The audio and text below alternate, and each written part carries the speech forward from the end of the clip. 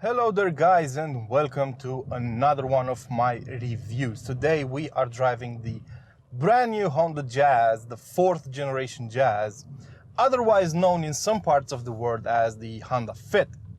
Now, this car has been designed from the get-go to be an urban cruiser, so it has been for quite some time the smallest car in Honda's offering, in Honda's lineup. So there are some lower expectations from it, considering all of that.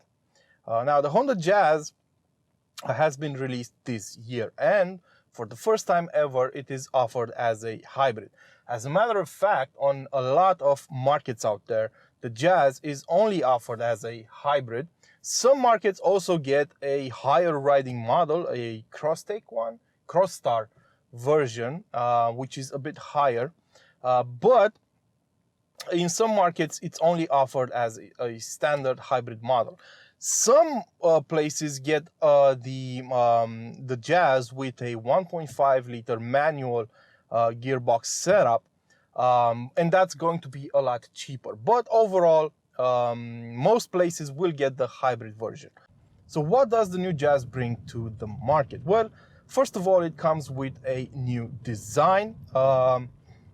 It's not particularly eye-catching, to be honest, but if you look at it, and if you're familiar with the Japanese car makers, the Japanese market, you might get a familiar feeling. That's because, to me at least, it reminds me of a kei car.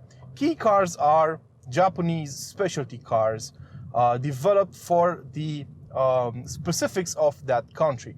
As we all know, the Japanese islands are pretty crowded. There's a lot of people density over there, so using every single centimeter of space is vital. So that's how the kei car segment was born. Kei cars are narrow, tall, and rather long cars with a specific design meant to maximize the space offered inside to its occupants. So that's close to what the Jazz looks like, in my opinion, because the car is just as long and just as wide, even narrower than most of its competitors, at exactly 4 meters long and 169 wide. This car is just the same as its main rivals, like the Ford Fiesta, the Peugeot 208, or the Renault Clio. So it does bring an interesting setup to the market. But compared to all those cars, it is taller.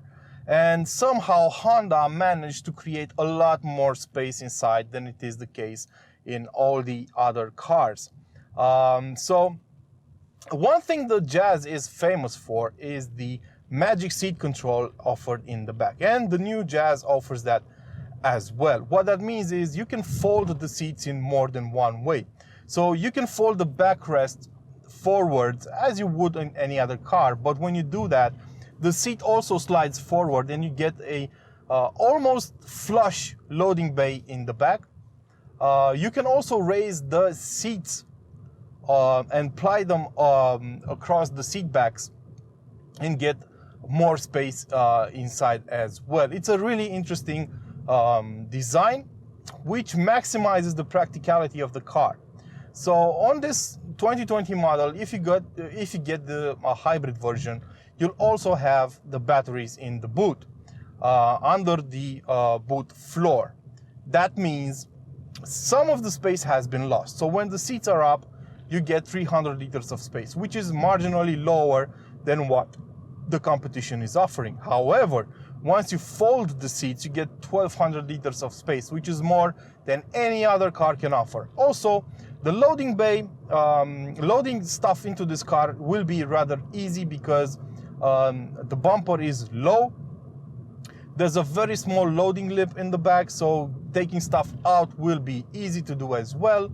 And the opening is really wide and almost squarish, if you will, which favors loading stuff in to the absolute brim. So this, by my standards, is the most practical car in the segment.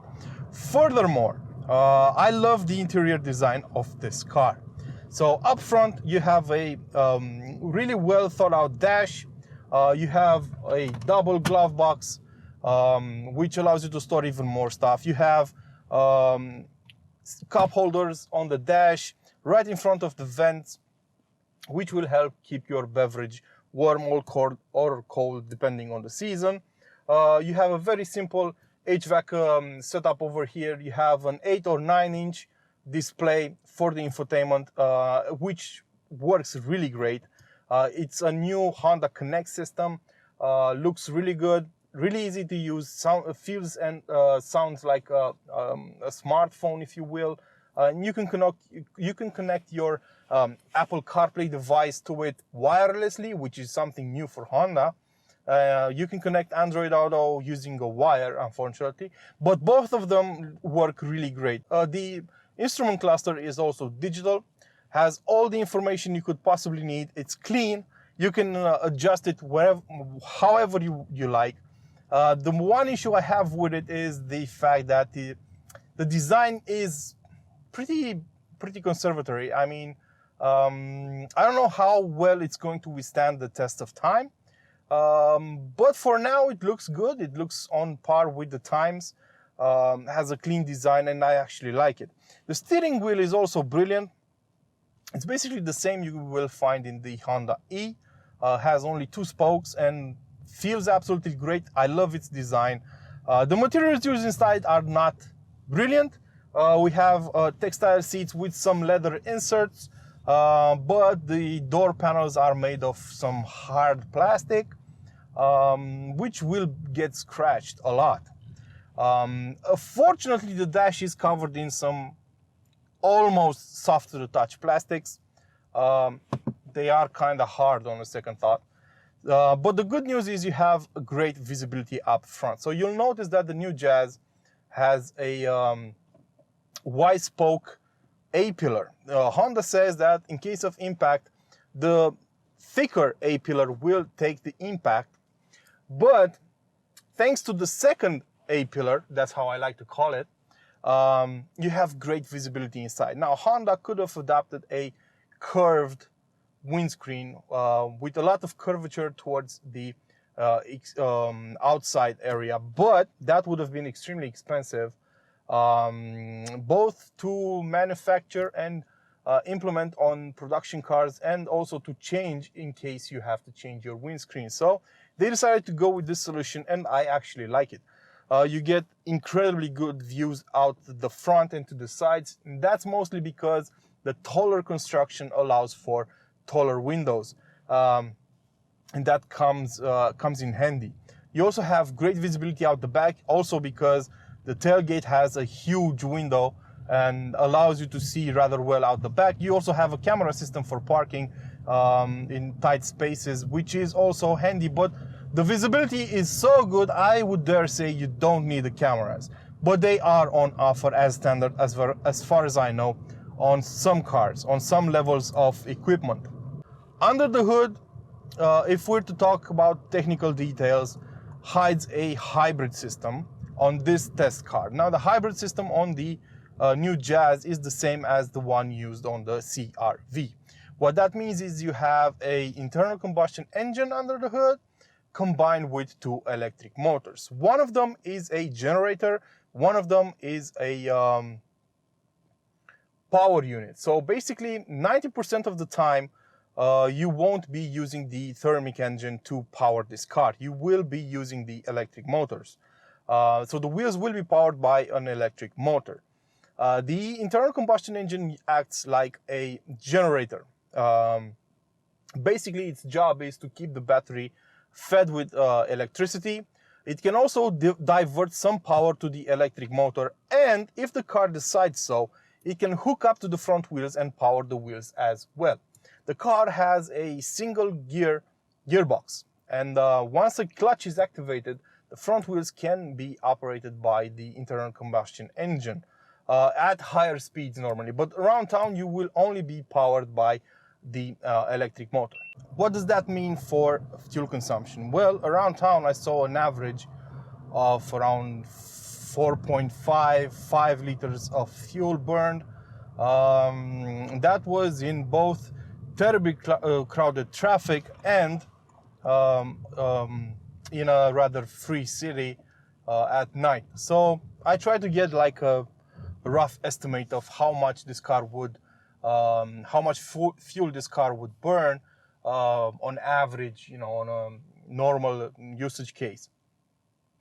Outside the city limit, at an average speed of around 80 kilometers an hour, the fuel consumption was around 4.2 liters. And on the highway at 130 kilometers an hour, the average fuel consumption was 6 liters per 100 kilometers covered. The car is rather quiet whenever you drive it, especially around town where you will be cruising using electricity most of the time anyway. When the internal combustion engine does kick in, there is a vibration center of the cabin, but it's not that terrible.